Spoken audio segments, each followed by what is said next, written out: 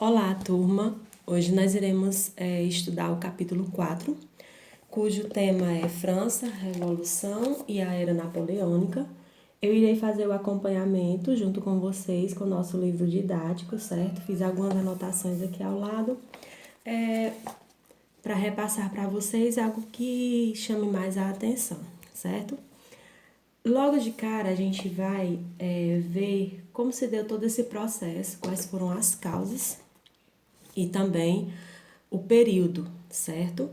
E esse período, como foi um período muito longo e extenso e bastante importante para a história da humanidade, eu vou repassar para vocês também, logo abaixo desse vídeo, uma linha do tempo para vocês se situarem, certo?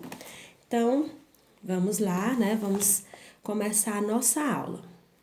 Primeira coisa, o que é uma revolução, né? Quando eu faço essa indagação a vocês, vocês podem aí refletir. Eu vou fazer uma revolução na minha vida. O que significa isso? Eu vou fazer uma grande mudança. A Europa, né? Alguns países da Europa, lembrando que a Europa é um continente, né? Que fica situado ao norte, fica no hemisfério norte. A França precisava de uma grande mudança, assim como alguns países da Europa. O que é que estava ruim que precisaria melhorar? Durante todo o processo de vivência em sociedade, por muito tempo o clero, que representa a igreja, e a nobreza, que é representada pela monarquia, detinha todo o poder. Durante a Idade Média, tudo girava em torno da igreja. A igreja era o centro. Já durante esse processo da Idade Moderna, o absolutismo reinava nas mãos do rei. O rei era absoluto. Inclusive, ele dizia que foi comandado por Deus, que ele estava onde ele estava porque Deus o permitiu. Então, assim, uma audácia em pessoa, só para a gente descontrair um pouco. Então, quando se fala em absolutismo, como eu acabei de citar, o poder estava centralizado na mão da nobreza. Então, os reis, os nobres, bem como o clero, eles tinham suas, como eu posso dizer, eles eram favoritos e eles tinham sua maneira de viver bem melhor do que os camponeses e a burguesia, certo? Eles eram mais favorecidos. Eles não pagavam impostos. Impostos esses que foram um dos grandes empecilhos e um dos grandes motivos que causaram a Revolução Francesa, certo? Esses impostos que vinham aumentando cada vez mais, porque a nobreza não pagava imposto e usufruía desses impostos que eram arrecadados, que os camponeses e os burgueses pagavam. Então, os camponeses e os burgueses começaram a se rebelar. Peraí, nós estamos cansados de pagar tantos impostos. E vez ou outra aumentava. Principalmente nesse período em que onde só retirava, um dia iria faltar. Então, a nobreza estava usufruindo muito desses impostos que eram pagos pelos camponeses e pela burguesia. Então, a França entrou em crise. Então, com essa entrada na crise, a economia falida, em ruínas, a nobreza não media esforços em gastar. Então, eles gastavam muito, mas gastavam mais do que recebia. Se você, digamos, ganha R$500 por mês, ou um salário mínimo, vamos assim, baseado no salário mínimo. Se você gastar a mais do salário mínimo, você vai ficar com a conta no vermelho, Você vai ficar com déficit. Em vez de você ter crédito, você vai ficar devendo. Então, era isso que estava acontecendo. O governo francês, que só usufruía, gastava muito o dinheiro dos impostos dados pelos camponeses burgueses, entrou em crise, certo?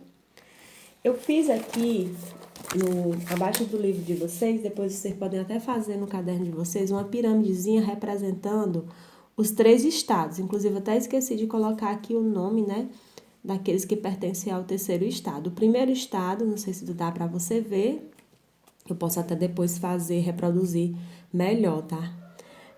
Em primeiro estado estava o clero, né, representado por bispos, padres e o papa.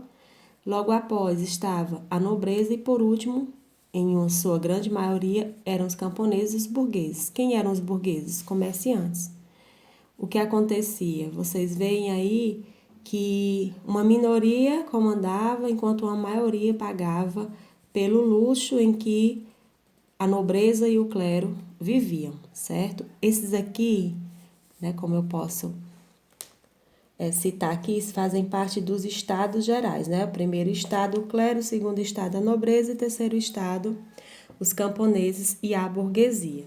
Então, estava em crise, o movimento estava muito complicado, né? A relação entre camponeses, burgueses e nobreza estava muito complicada, e daí, né, eclodiu a revolução, a mudança, porque eles queriam mudar, eles não queriam permanecer dessa forma, ser prejudicados como eles estavam sendo prejudicados, certo? Partindo desse princípio, antes da gente passar para a próxima página, aqui vem uma imagem, uma fotografia de uma reunião, certo? Aqui ao lado, eu até descrevendo aonde acontece a reunião e quem são esses personagens históricos aqui. Vamos falar principalmente dessa moça aqui, né? Malala. Eu acho que vocês já ouviram falar. O que é que Malala está fazendo aqui? O que é que ela tem a ver com a Revolução Francesa, né? Na verdade, o que nós temos a ver com a Revolução Francesa? Nós temos muito a ver com a Revolução Francesa. Nós vivenciamos uma revolução em nossa vida.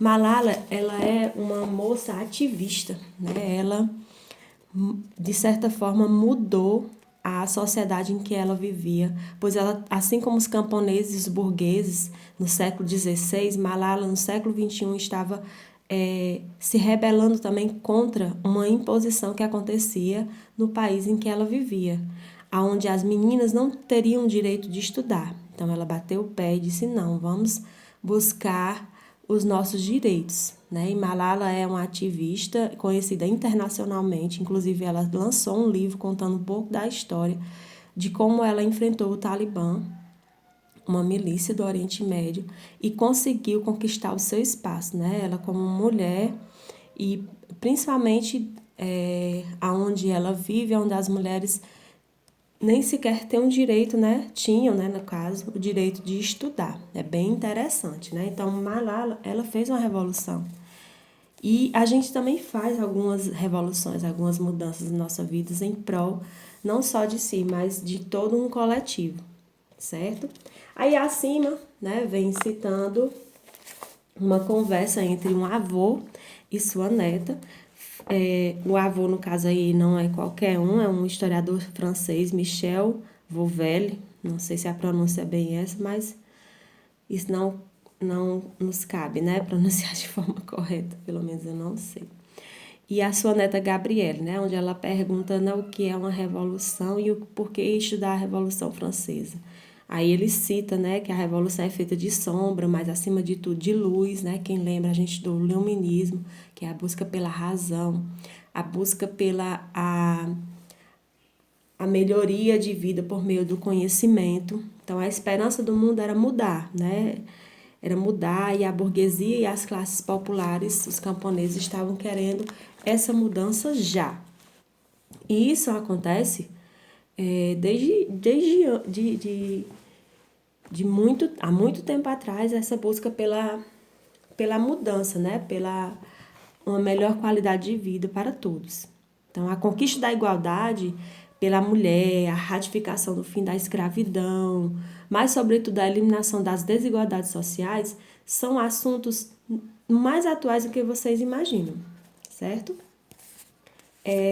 Agora nós vamos voltar para a página seguinte, onde vocês vão ver que vai citar o que eu falei para vocês sobre a questão do primeiro estado, do segundo estado, do terceiro estado, quem componha, né? Essa página vai falar sobre isso. E só para frisar, né, aí, né, um dos maiores desafios do poder do absolutismo na Europa era, no caso, essa revolução, né? Foi essa revolução essa era do absolutismo, o rei, né, que passou a ser escolhido, era escolhido, né, supostamente, né, ele dizia que era escolhido por Deus, né, a partir do momento em que houve, né, essa mudança, essa revolução, o rei passou a ser escolhido pelo povo, então muita coisa mudou. Vai falar também sobre a questão da ascensão de Napoleão, quem foi Napoleão, né? E quem foi essa lendária ator histórico, né? Essa figura histórica que transformou a França em um império que levou, inclusive, né, a vinda da família real para o Brasil. Nossa, Simone, a Revolução Francesa refletiu na história do Brasil? Refletiu sim, vocês vão ver, né, que a família real veio para o Brasil por conta que Napoleão começou a expandir o seu império, certo? Então, eu vou dar uma pausa e a gente vai logo continuar o nosso assunto seguindo na página 71.